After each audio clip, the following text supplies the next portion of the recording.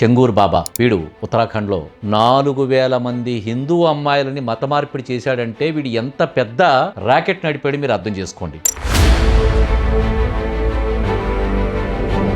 ఈ చెంగూర్ బాబా పీర్ బాబా అనేవాడు ఉత్తరాఖండ్లో సైకిల్ మీద తిరుగుతూ రంగురాళ్ళు అమ్ముకునేవాడు. చిన్నగా అందరికీ వైద్యం చేయిస్తానని సైకిల్ మీద తిరుగుతూ వీడి కోసం ఎంత పెద్ద రాకెట్ దిగిపోయిందనంటే భారతదేశంలో ఉండే ఎన్ఐ లాంటి టీంలు ఎన్నో వీళ్ళంతా కూడా చేసిన పరిశోధనలు తెలిసిన విషయాలు ఏంటంటే 500 కోట్ల రూపాయలు సంపాదించాడు. ఈ డబ్బు వీడు భారతదేశంలోకి ఎలా తెప్పించుకున్నాడో ఎక్కడి నుంచి వచ్చిన మూలాల మొత్తం అన్ని కూడా పట్టుకున్నారు. వీడి మీద కంప్లైంట్ లాడ్జ్ అవగానే వీడిని అరెస్ట్ చేసిన తర్వాత వివరాలు తెలిస్తే మనం ఆశ్చర్యపోతాం. వీడు చేసే పని తెలుసా? పేద అమ్మాయి బ్రాహ్మణ యువత అయితే 15 లక్షల రూపాయలు ఇస్తానని చెప్పిన మతం మార్చాడు. కాపు అమ్మాయి అయితే నీకు 10 లక్షల రూపాయలు, దళిత యువత అయితే 5 లక్షల రూపాయలు. ఇంత డబ్బు ఇస్తానంటే ఎవరు మారు? ఎంత ప్రమాదకరమైన పరిస్థితి చేస్తున్నాడు వీడు. ఇలాంటి వాళ్ళు ఎంతమంది ఉన్నారు మన దేశంలో? మనం భయపడాలి. ఇప్పుడు ఒళ్ళు జలదరిస్తుంది నాకు. లవ్ జిహాదీ పేరు మీద వాడు ఒక రెడ్ బుక్ మెయింటైన్ చేస్తూ ఎంత విద్రోహకరమైన చర్యలు చేపట్టాడంటే ప్రతి హిందువు కూడా ఒక సింహంలాగా మారి మనం త్యాగాలు చేయవలసిన.